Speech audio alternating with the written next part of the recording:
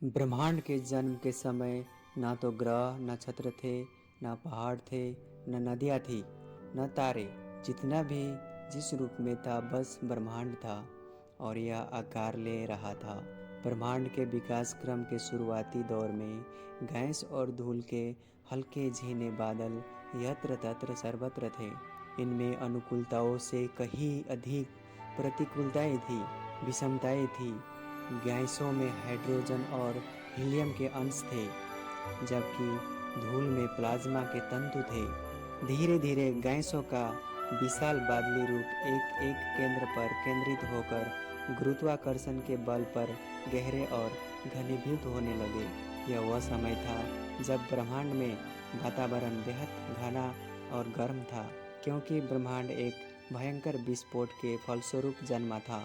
इसलिए आग का गोला था, मसलन इसमें ऊर्जा ही ऊर्जा थी। करोड़ों साल तक आग कहले या ऊर्जा फैलती रही और फैलने के साथ ठंडी भी होती रही। धूल के बवंडर उठते रहे और ज्वालामुखी फूटते रहे। गुरुत्वाकर्षण की शक्ति का बल भी ब्रह्मांड के जन्म के साथ ही उत्पन्न हुआ, जिसने कालांतर में अस्तित्व में आने वाले ग्रह नक्षत्रों को अपने संतुलन में साधने का काम किया। धीरे धीरे फैलते हुए पदार्थ यहाँ वहाँ पिंडों का रूप लेने लगे। कालांतर में गैस और धूल के ये पिंड सिकुड़ते चले गए।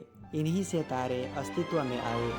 इन्हीं तारों के समूह को निहारिका, मंदाकिनी और आकाशगंगा कहा गया है। ये आकाश में कोहरे की तरह फैले हुए प्रकाश पुंज है, जो अंधेरी रात में किसी नदी में सफ़ेद धारी की तरह प्रभावित होती दिखाई देती है। ये समूचे ब्रह्मांड में फैली हुई है। तारों का जन्म। ब्रह्मांड के अस्तित्व से जुड़े आरंभिक तारों का रूप बहुत बड़ा था, पर कुछ करोड़ वर्ष जीने के बाद इनकी मृत्यु भी होने लगा। निरंतर जारी विस्फोट से विशाल तारे टूटकर बिखर गए, क्योंकि इनके वजूद में पर्याप्त मात्रा में द्रव्य था। इसीलिए नष्ट होते इन्हीं तारा समूहों से नई नई निहारिका और मंदाकिनी भी जन्मी और जन्मे अभिनव तारे। इन्हें ही वैज्ञानिकों ने सुपरनोवा नाम दिया। इन विशाल तारों की अकल्पनीय और अविश्वसनीय मृत्यु अत्यधिक ऊर्जा तथा प्रकाश के उत्सर्जन के कारण होती है। इनकी रोशनी समस्त मंदाकिनियों से भी अधिक तीव्र होती है।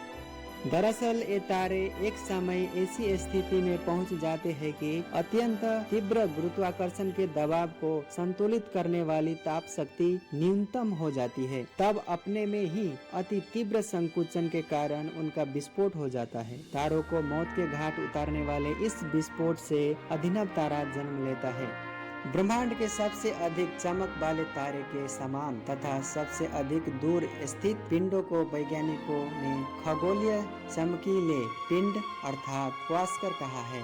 इसे अत्यधिक तीव्र रेडियो तरंगों के स्रोत के रूप में पहचाना गया। ब्रह्मांड का सर्वाधिक विलक्षण पिंड उच्छल तारा अर्थात पल्सर है। अभिनव तारे के विस्फोट के बाद न्यूट्रा तारा बन जाता है। पल्सर तारों की तरंगे ब्रह्मांड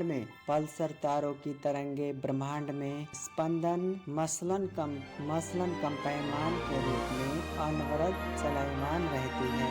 यह विचित्र और अदृश्य ब्रह्मांड का ऐसा रहस्य है जो स्पंदनों में विकिरण उत्पन्न करने की क्षमता रखते हैं, और वह भी एक निश्चित अनुपातिक और अनुशासित आवृत्ति में। हालांकि अब मनुष्य ने यह भी जान लिया है कि न्यूट्रॉन तारे अधिकतम तीव्र चुंबक मंडल के कारण तरंगों का विकिरण केवल ध्रुव से ही करते हैं, और वे भी अपने अक्ष पर घूर्णन करते हैं। इस तरह प्रकाश स्तंभ का प्रकाश स्रोत भी घूमता रहता है और देखने वाले को वह प्रकाश स्पंदनों के रूप में दिखाई देती है।